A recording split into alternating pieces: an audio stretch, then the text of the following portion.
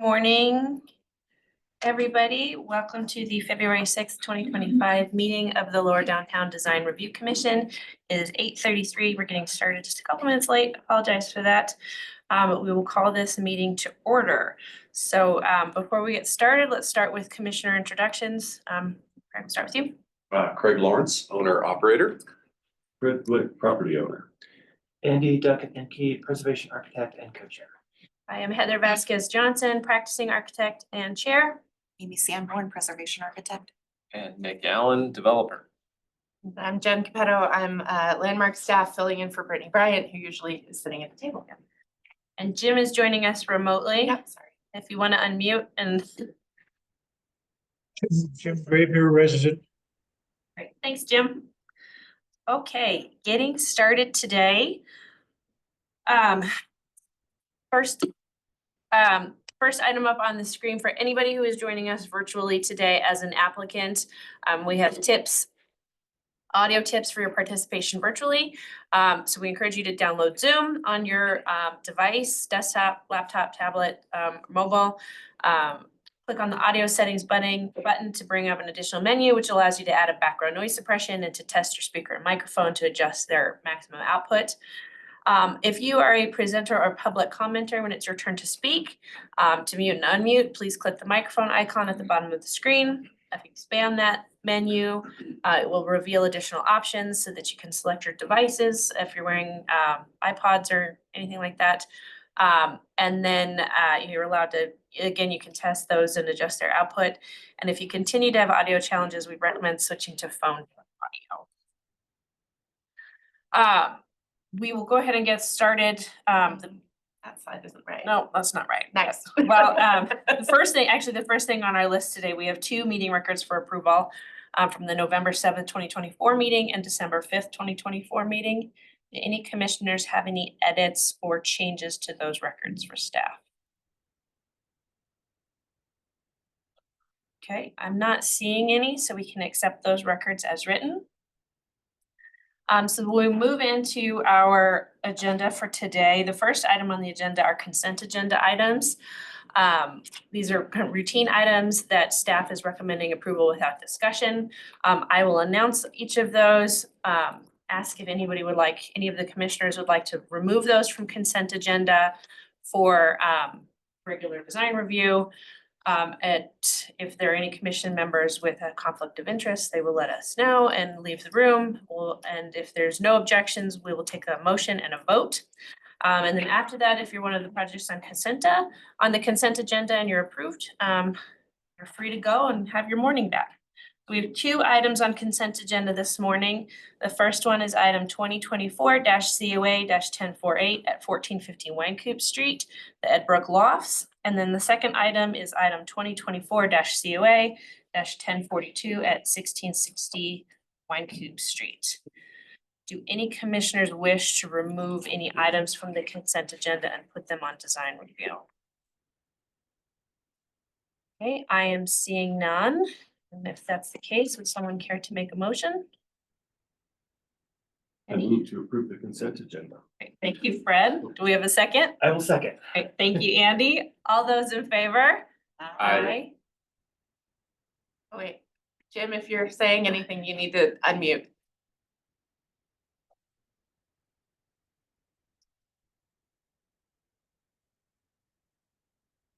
No. Hey, Jim, if you're voting, I need you to unmute.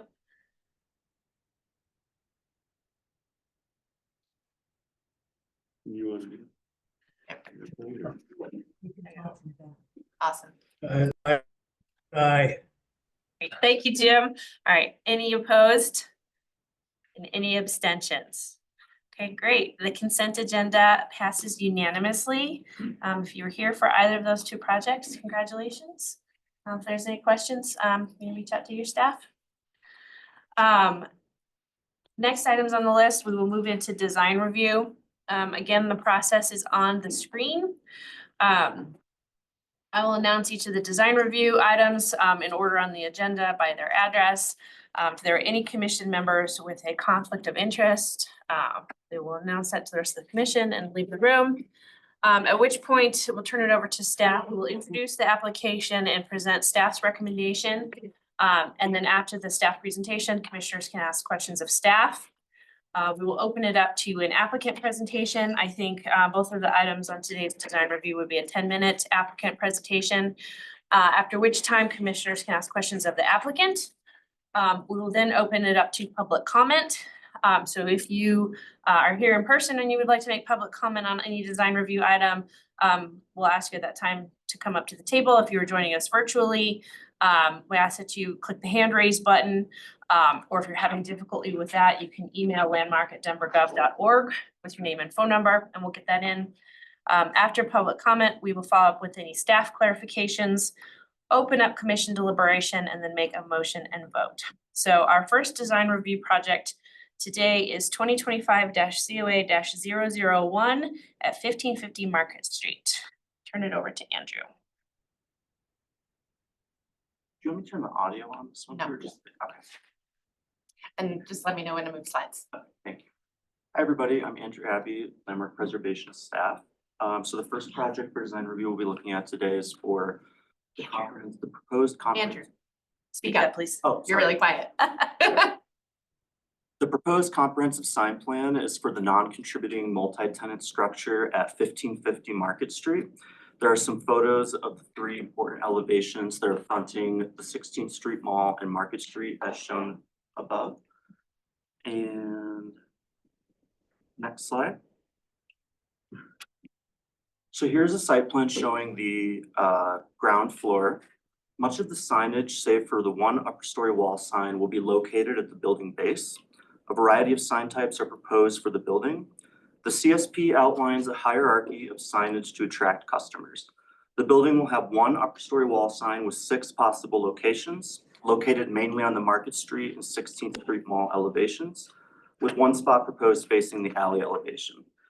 Tenants will also have options for wall signs, projecting signs, canopy signs, and parking traffic directional wayfinding signage as identified via the legend on the right.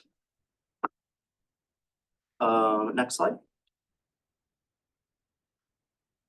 That's the next one. Oh, next one again, sorry.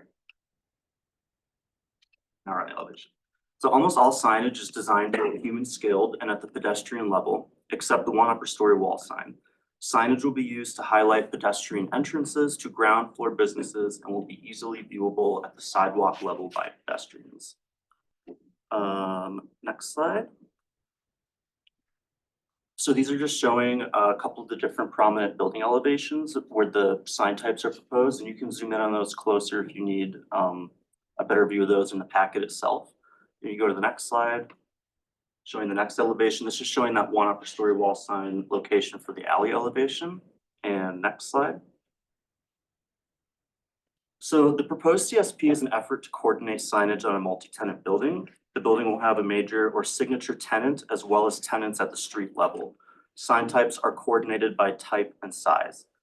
Limiting language is provided for each individual sign type, and there is language clearly stating the maximum quantity allowed, which can be found on page 7 of the applicant materials.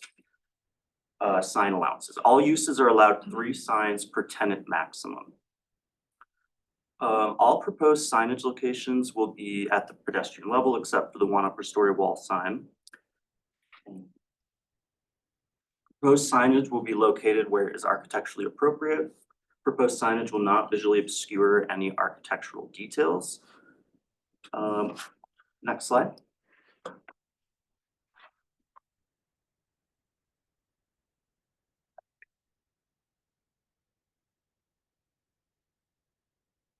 Wall signs are for tenants and can be located above the storefront bay or main entrances. Wall signs may be used in combination with projecting signs.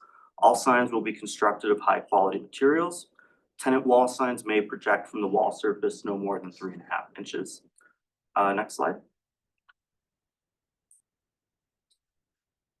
So the one upper story wall sign proposed will be integrated into the design of the architecture and will be unlit and flush mounted.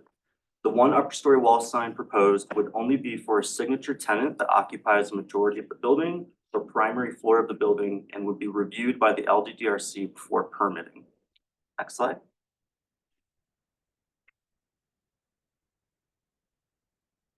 Projecting signs are encouraged to be three-dimensional, iconographic, or sculptural elements. They will be limited to 12 square feet in area with limited wording and will be located at the ground floor level. All projecting sign locations are for tenants and have limiting language stating that projecting signs shall not exceed 1 per 25 linear feet of actual building frontage unless they meet certain criteria. All projecting signs are required to be reviewed and approved by the LDDRC prior to final permitting. Next slide. Proposed canopy signs will be placed to accent entries as shown in the examples on the right. Next slide. Window signage is proposed to be at the pedestrian level and will be used to provide supplemental information on products or services offered by the business. Next slide.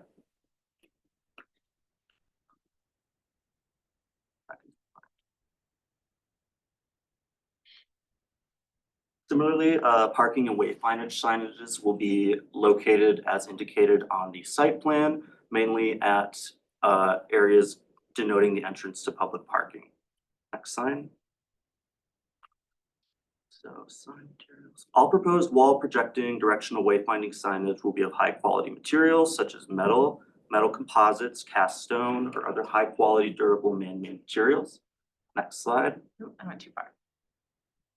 The proposed illumination types are outlined on page 21. Lighting must be either external, exposed neon, halo, or LED illumination. Exposed conduit, braces, or junction boxes are not allowed. The one proposed upper story wall sign will not be illuminated. Each sign type also lists the appropriate illumination. Next slide.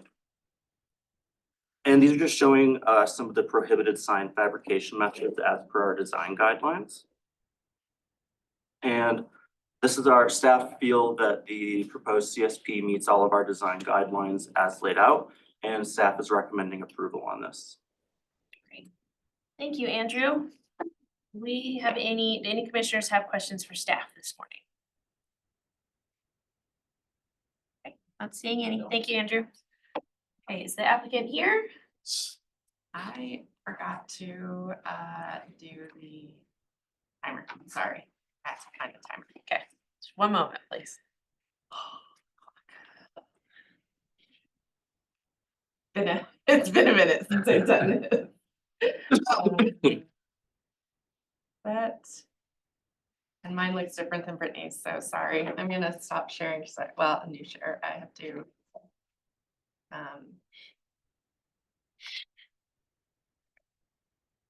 Oh, I'm gonna do the screen. First, I'm gonna turn this off because I don't want random. Hold on. All right.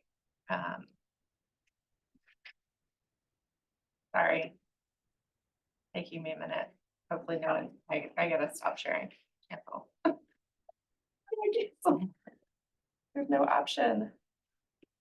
Share that, which is sharing, and then stop. Stop share. Thank you. Sorry, it was all hidden and I couldn't figure it out. I can run a timer too. Let me know if you need. No, I just feel like an idiot that there was like all these dialogue boxes open and I'm really not that stupid. So, You're doing great. rusty, I am rusty. Just need to do more. Brittany makes them all look so easy. Well, I used to make it like easy too. I know, there was many in the LPC meeting where like, well-oiled machine. A very well-oiled machine. Okay, so sorry, applicants that you're waiting. I'm gonna go up to, how's that for an image? Does that work for you? That's fine, yes, thank you. Fantastic. I'm gonna do this and then I'm gonna not do that. It doesn't work. And then we're gonna do that. Okay, Okay. when you're ready. Okay. Sorry.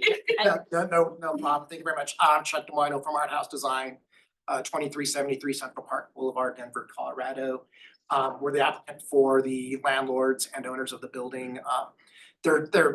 I'm just here more as a appreciation for the commission for reviewing this application and to answer any questions that there may be. We're pleased with the staff's finding that their recommendation for approval. So there's not much more than that. So you know, other than the main primary goal of this building or the reason the owner wanted to do this was to provide really an upper story sign location for a signature tenant. I think as we've all known, in previous presentations that I've been part of, you know, they are finding a challenge with getting key tenants or marquee signature tenants wanting to have some identification on the building. So that was really the primary reason for the application for this comprehensive site plan. Great, well, thank you. Might be the fastest presentation we've had. Or did we? I was gonna tell you that you had it for 15 minutes too. 15, oh God. Great. Do the commissioners have any questions for the applicant this morning? Okay, I'm not seeing any. Do we have any public comment on the project this morning? If there's anybody on Zoom, please raise your hand. Okay, I'm not seeing any. Thank you, Chuck. Andrew, any recap, follow-up? 1 second. Yes, I did want to note that it should matter today because of the quorum that we have, but a portion of this building is in the Lodo Special Review District 2, which requires a supermajority vote to have this motion pass, but it shouldn't be an issue since we have quorum. So I just wanted to put that out there that it has to have 6 yeas. Thank you, Andrew. We will open up deliberation. What does everybody think? All good, looks good. Seeing thumbs ups. There's no further deliberation. Would someone care to make a comment? Or sorry, a motion? I will make the motion. Seriously, Jen, my brain's going.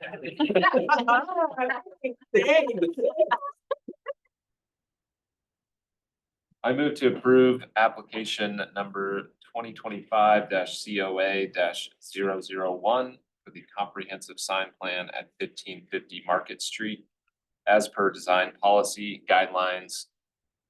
standards and guidelines 1.1, 1.2, 1.3, 1.4, 1.5, 1.6, 1.7, 1.9, 1.10, 3.1, 4.1, 6.1, 7.1.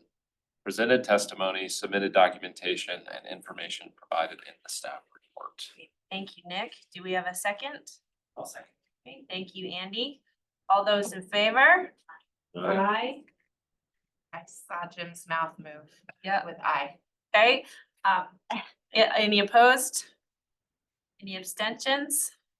Okay, great. 1550 Market Street is passed. So we will move on to our second design review project item, which is item 2025-COA-002 at 1550 17th Street. And I will turn it over again to Andrew. Hello, everyone. Andrew again, Landmark Preservation staff. So when I'm going through this, you'll notice that it'll sound suspiciously similar to the last project. The applicant is the same. Hey, Andrew, And- will you turn the camera on there? Oh, sorry. The applicant is the same and much of the proposed signage type and information I presented earlier will be also the same. So I apologize for the repeated information.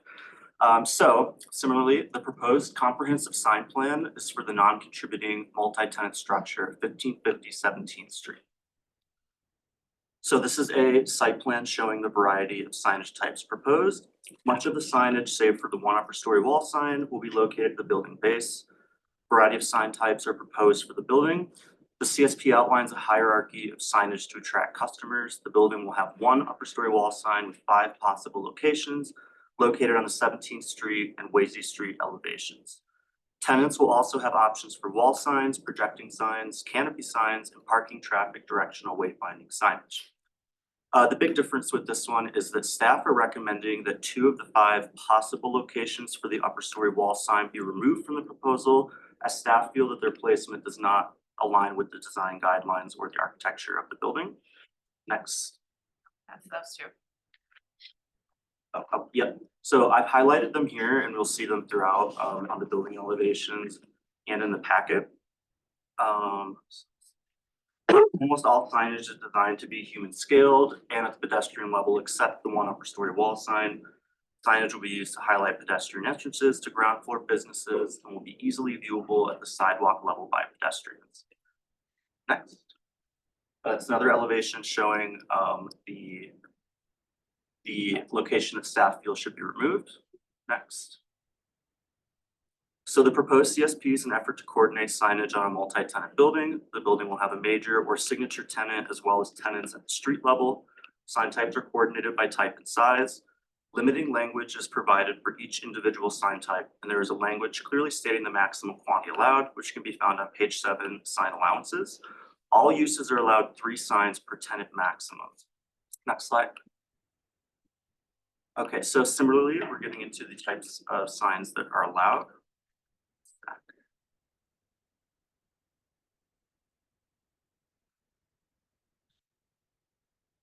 The wall signs are for tenants and can be located above the storefront bay or main entrances. Wall signs may be used in combination with projecting signs. All signs will be constructed of high quality materials. Tenant wall signs may project from the wall surface no more than 3.5 inches. Next slide. So the one upper story wall sign proposed will be integrated into the design of the architecture and will be unlit and flush mounted. The one upper story wall sign would be only for a signature tenant that occupies a majority of the building or primary floor of the building and would be reviewed by the LDDRC before permitting. Next slide.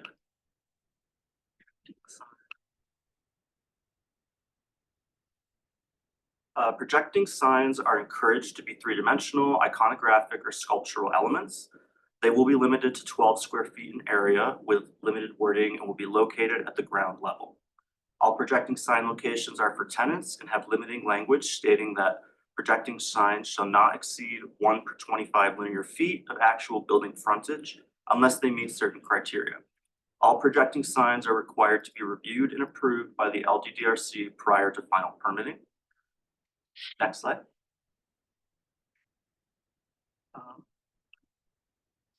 Proposed canopy signs, as noted on the right here, will be placed to accent entries. Next slide.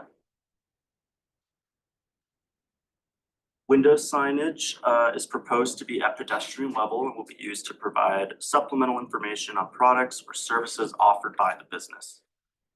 Next slide.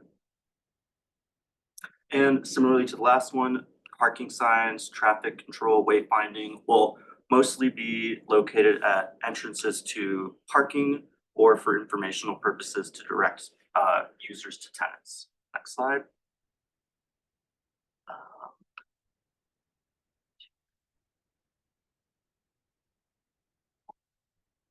All proposed wall projecting and directional wayfinding signage will be of high quality materials such as metal, metal composites, cast stone, or other high quality durable man-made materials. Next slide. Oh, yeah, right here. The proposed illumination types are outlined on page 20. Lighting must be either external, exposed neon, halo, or LED illumination. Exposed conduit, races, or junction boxes are not allowed. The one proposed upper story wall sign will be not illuminated. Each sign type will also list the appropriate illumination. Next slide. And so again, here's a slide showing prohibited sign fabrication types and materials not allowed. Next slide. So this is pretty similar to the last one. Otherwise, staff is recommending a full approval with the condition that 2 of the proposed upper story wall sign locations be removed from the proposal. Jen, if you want to go back to maybe the elevations. Yep, so it's going to be, staff felt that because there's only going to be 1 upper story wall sign, that if it was going to be there, that staff felt that that location is not ideal for the 1 sign that would be there, and that we feel that the locations at the end of the building in the corner would better highlight the architecture of the building and would promote the sign best. And so that is why we have that condition in there. You're more than welcome to remove that condition or edit that. Here, I'm circling it on screen and here. Thank you, Andrew. Does the commission have any questions for staff this morning?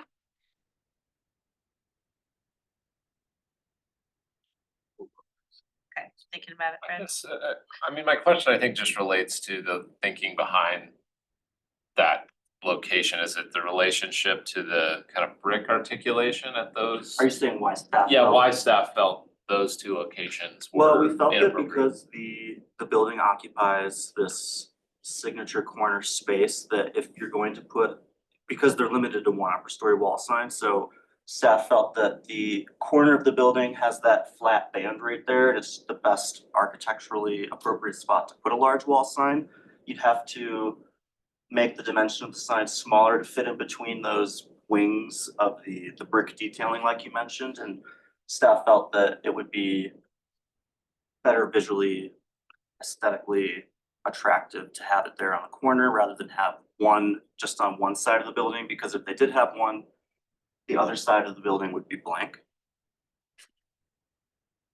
Is there a large photograph or detailing of that area? I've just been doing the same thing. Zoom, zoom, zoom. Yeah. That probably will be your best. Oh, that's helpful. I mean, Oh, it yeah, I does, see what you mean. It Yeah. gives a discussion to be had. Well, are there any further questions for staff? Okay, thank you, Andrew. Thank you. Chuck, I'll invite you back up again. Yeah, the right clock up. The right clock. Excuse me. I'm Chuck Tomato, Art House Design, 2373 Central Park Boulevard, Denver, Colorado. The applicant for, again, same JLO management company and ownership. Again, thank you for reviewing this application. You know, I think we're open to discussion if we need to remove those two signs. We put those in there really just to provide flexibility. We do know that the brick coursing and kind of detailing does provide some challenges for location. We would agree that that corner is probably the best location, but because of that radius corner, sometimes there's unforeseen conditions that maybe a tech visit by a sign company may do, and then all of a sudden it's like, oh, there's some unforeseen condition, we want to move it. And so that's why we included those two other locations kind of that are just adjacent. But I think we are open to, you know, that discussion. If we need to remove those to get approval, I'm certain that would be amenable. Thank you, Chuck. Any questions for the applicant this morning? Okay, I'm not seeing any. We'll open it up for public comment.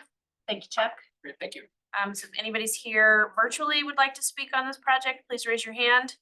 And Taylor will get you shifted over, or anybody here in person should speak on it. Okay, I'm seeing lots of no's. So Andrew, any staff follow-up clarification? No. That covers it. Right, then we will open it up for deliberation. What does everybody think? Fred? I very much understand staff's point, and particularly as you look at the blow up, there's these. I'm not even quite sure what to describe them as architecturally, capitals exactly, and it's kind of, but. And they're very kind of awkward with sign there, I think, but I also get their point. Putting it on the radius may be challenging for some reason, depending on what the sign actually is. And a thoughtful design might find a way to fit in that space. You know, it's unfortunate that it's a smaller bay than the rest of the bays along the face. And it does seem to me to be kind of problematic, but if somebody came in with the right sign, it maybe really could work. So I'm frankly inclined to approve this as is and put some trust in the designers down the road and staff to work with them to a good answer. That's a valid point, Fred. The commission gets another review of wall of upper story signs. Yes, So thank you. Yes, so and projecting signs. excellent. So I mean, I agree with Fred fully, and you never know what unforeseen circumstance might dictate, and we just have to review a well-designed sign for those spots. I'm inclined to agree. I mean, we saw a CSP a couple of months ago that we debated back and forth on which was a better location, and I think we all generally kind of agreed that the second location wasn't really the best, and if it was our building or our design, we would want to put it there, but allowing that as an option, knowing that they only get one of the 5 locations, it seems unlikely that smaller bay and tighter spacing would be the preference, but I don't know that it, you know, as we said, right sign. Wouldn't hurt anything, and I do think that there could be some challenges, as the applicant pointed out, with trying to accommodate signage on that radius, so. Our job is to review it, not to design it. Correct. By limiting it, we'd be kind of imposing design.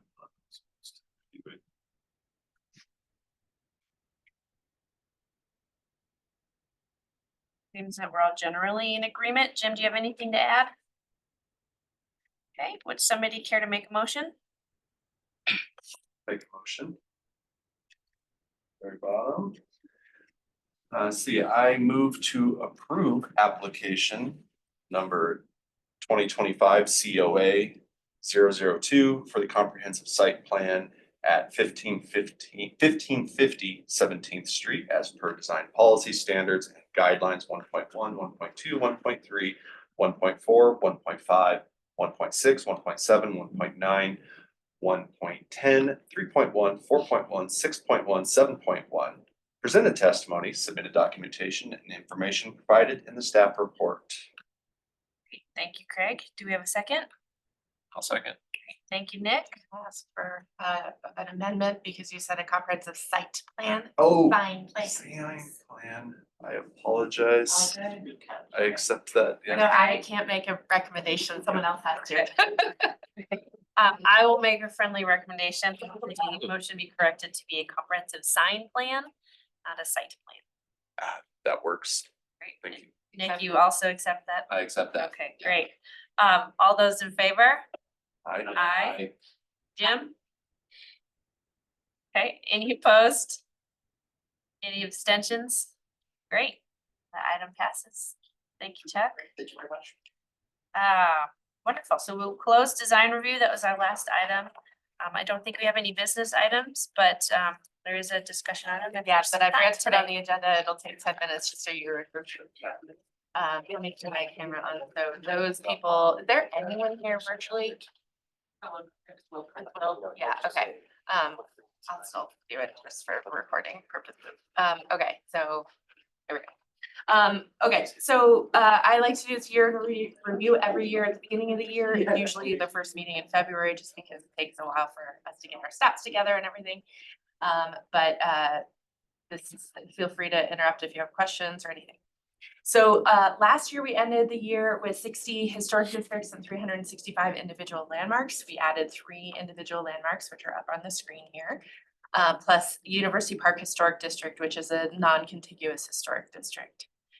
So I think it's charming that we have one landmark for every day of the year. We worked on a lot of planning and regulatory projects in the past year. The big one is the American Indian and Indigenous Peoples Historic Context that we've been working on for a couple of years now and will finish this year. It's we staffed a table at the powwow in March, and then we also invited over a dozen tribal members from representatives from tribes whose ancestral homeland is Denver to come to Denver and talk with us about, and other people in the city, about what are important places in Denver and important things to the indigenous communities in Denver and in the area that we should be aware of for planning purposes and preservation purposes.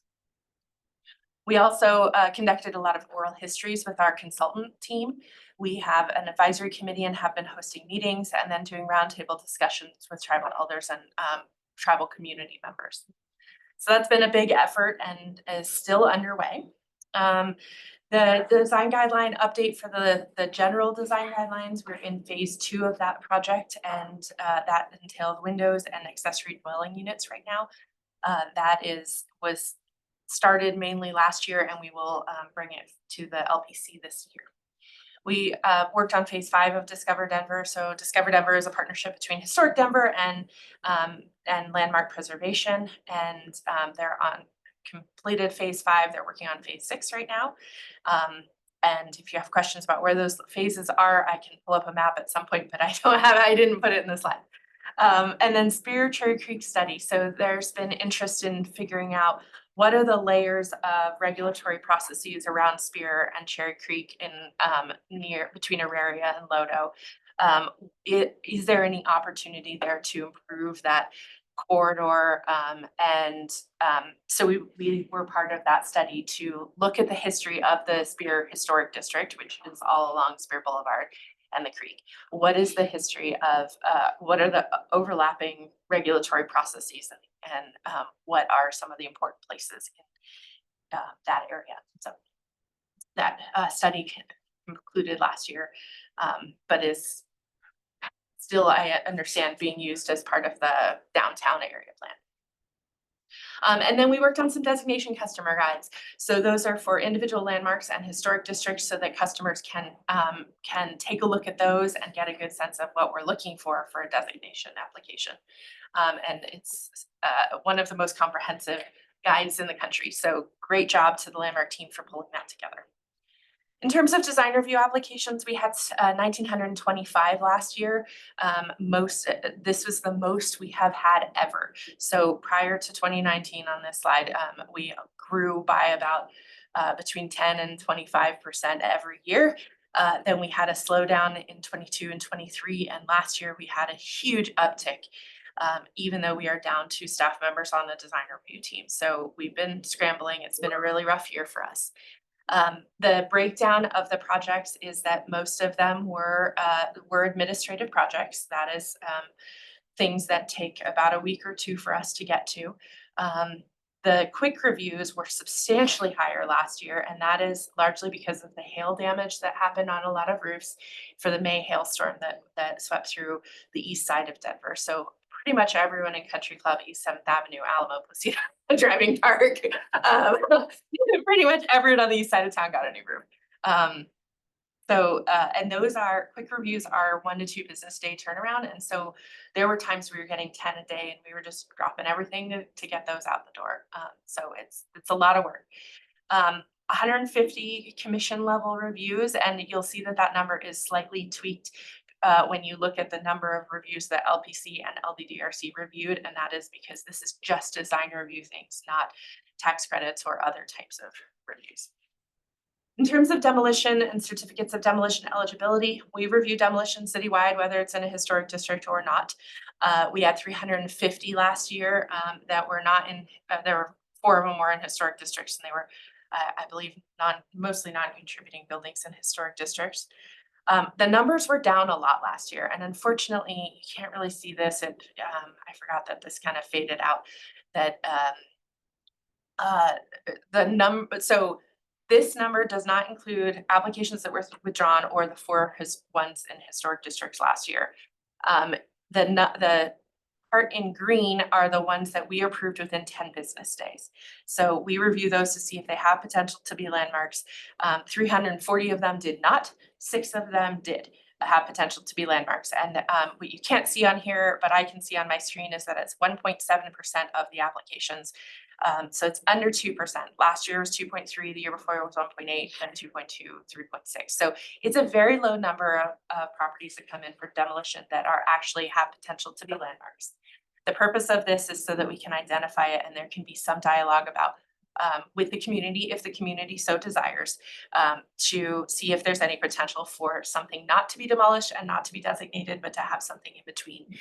So there's a lot that can happen with buildings that don't entail demolition and don't entail designation. And the whole point of this is to have that dialogue. We did not receive designation applications out of this process last year. We get very, very few of them. Tax credits. So we review all residential non-income producing tax credits applications for state historic preservation tax credits in the city of Denver. We approved, the LPC approved $166,000 of tax credits last year. And that is so far because we still have one more meeting for the commission for work that can have been done in 2024 and still get their tax credits. So it's a lot of work on our part, but there's a lot of work being done in our historic districts. So we had an anomalous year in 2022 where we had a few really big projects where people did like full house renovations and big things, you know, refinish their floors, do all the mechanical upgrades and electrical upgrades and re-roofing and repointing and all that stuff. And a lot of it, I think, is because people were home in 2020 and 2021 and said, this is bothering me, let's get this done. So we had this really big year in 2022, but it was very few projects that were big. This year, however, we've had a ton of projects that are small. So we've had, I think, 50 or 75 projects. And in 2022, I think we had 15. So it's a huge volume, and we're excited about that because it's great to have people get money. So things that go to the commission, design review projects, the LPC reviews, tax credits and designations and demos in historic districts. You all would review demos in Lodo, and economic hardship public hearings. So those are the things that go to the commission. And that is why the numbers for the commission projects is a little different than what you see on the design review commission projects. So we track every year what staff recommends and what the commissions, both commissions, make motions for, what they approve, what they don't approve, what they have conditional approval. We are not tracking that to see if you all are in lockstep with us. We are checking to see whether we are actually giving our customers good customer service and anticipating what the commission is going to say. That is the whole point of this, is staff is meant to provide that feedback to help people through this process. And we're pretty darn close, which is fantastic. So we like to see that we are fairly close to what the commission is doing. So last year, the LPC reviewed 170 projects. They had 24 meetings. They had 3 commissioners step down and 3 join. That has been great. The Lower Downtown Design Review Commission is a much smaller volume. You all, again, you did, were pretty close because the numbers of projects is very much smaller. It looks like a bigger discrepancy in approvals with conditions, but it's really very close. So you had 11 meetings. You had 2 commissioners step down, and we had Nick join us. We are still recruiting for more commissioners and hope to have those soon. Community engagement's a big part of what we do, and it's not as obvious to you all because we don't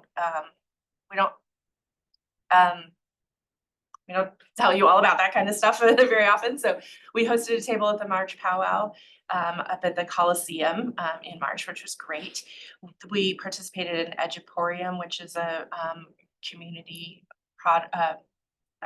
engagement event.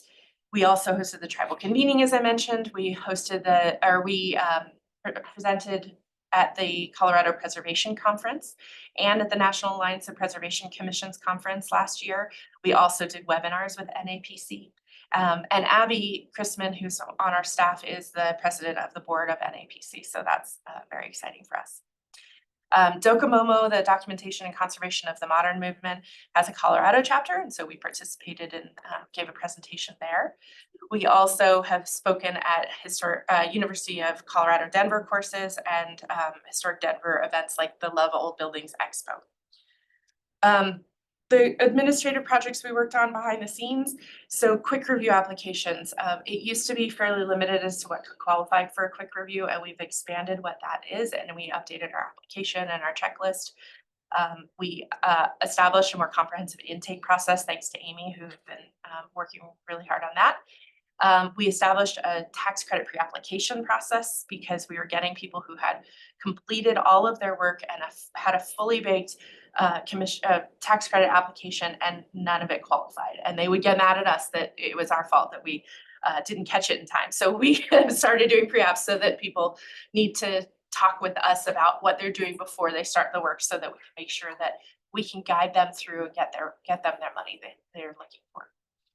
We've also refined the administrative adjustment process for properties in historic districts and landmarks.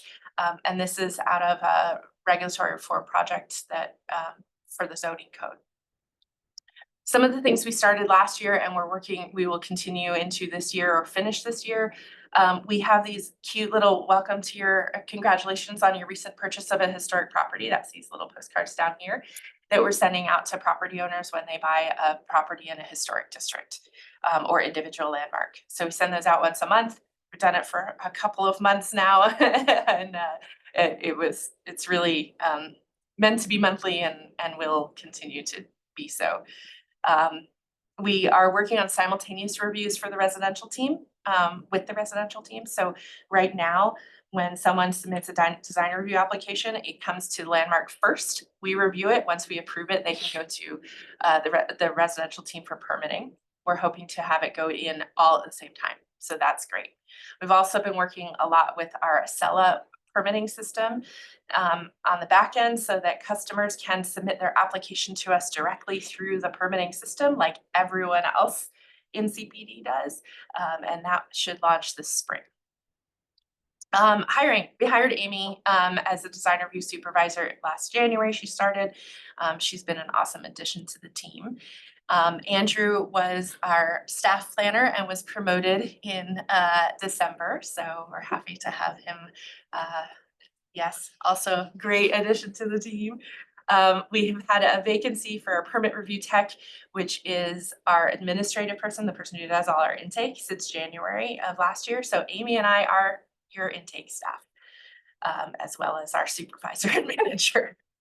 And later today, I'm training Evelyn Baker, who is our deputy director on intake, because this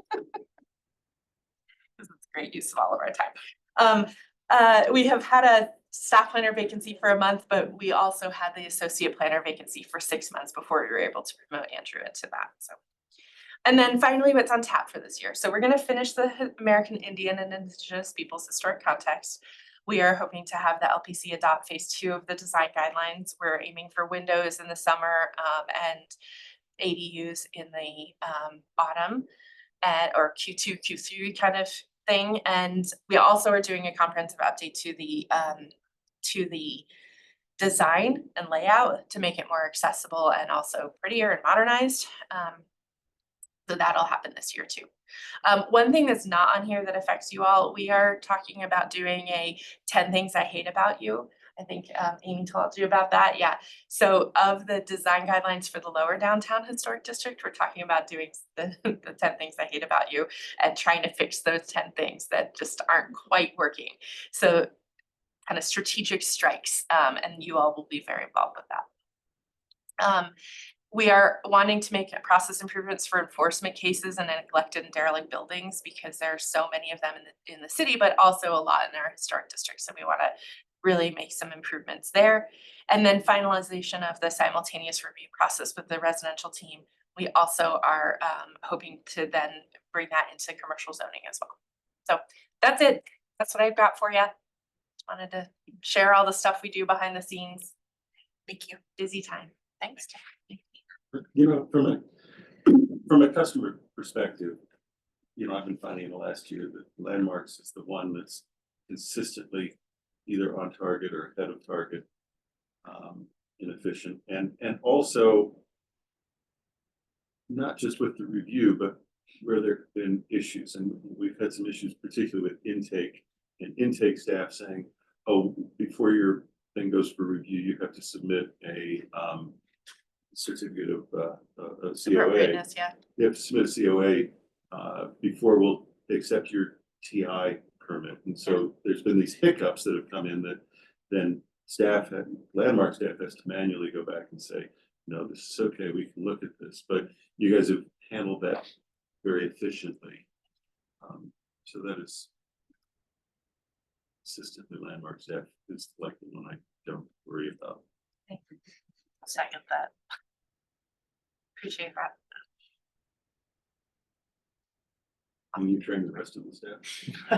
I mean, You don't A, have to not my answer that. job, B, You don't have to answer that. they are also equally incredibly busy and short-staffed, and that is a big problem for everyone. Let me So- rephrase that. Can you reform the way we do things beyond?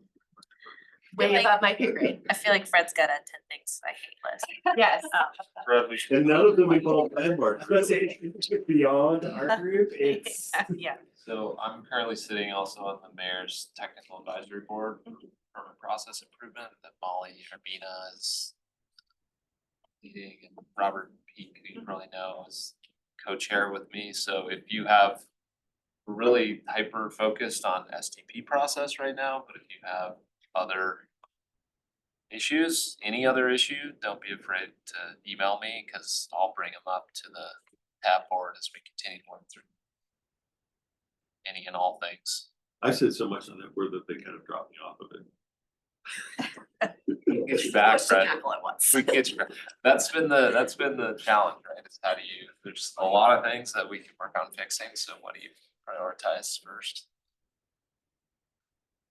Working on it. So, thanks. Thank you, Jen. Thank you. Anything Thank else? Any you. updates on recruiting we need to talk about or? Oh, yeah. We were gonna talk about that. So, we have two, at-large vacancies right now on the commission. We put a call out for at-large vacancies. You all also, asked colleagues, which is fantastic. We've gotten a bunch of people. Excuse me. We also will have 3 vacancies coming up. So Fred, Jim, and Heather, we will have, you're at the end of your second terms and unfortunately are not eligible for another, as much as we love having you all on the commission. So we have also told people, hey, we're gonna be recruiting for these as well. So we have right now, interviews set up with 4 people. And 2 more have reached out, after I scheduled those interviews. So we have 6 right now, potentially 7 even, that are interested in serving on the commission, which is phenomenal, and, potentially 5 positions. But I don't know that any of them are property owners in the district or residents of the district, so we're gonna have to see how that goes. I'm less worried about the 2 at large and, no, not your position. You're both architects, but your preservation, you're architect. No, you're preservation architect. Oh, God, I can never remember. You're Both are. preservationist? Oh, Okay, thank you. okay. These 3 positions always throw me off because it's usually architects who sit in that spot and you all do similar things. So anyway, so I'm less worried about the 2 at large and the architect position, because I think we'll have folks there. So if you all know of any residents of the district and property owners in the district who are interested, please let us know.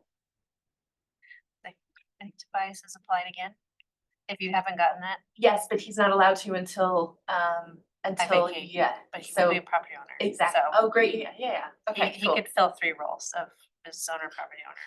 City Architect. property. Yes, it's the same one that Fred is property owner of. Although I'm not- But it counts. But it counts. So he can kind of fill 3 different slots. So Great. I think, Yes, so he was not on the list of people we were recruiting, we were interviewing because we spoke with him Yeah. last year, but because 2 people from the same firm is problematic, yes. Jim, tell your neighbors.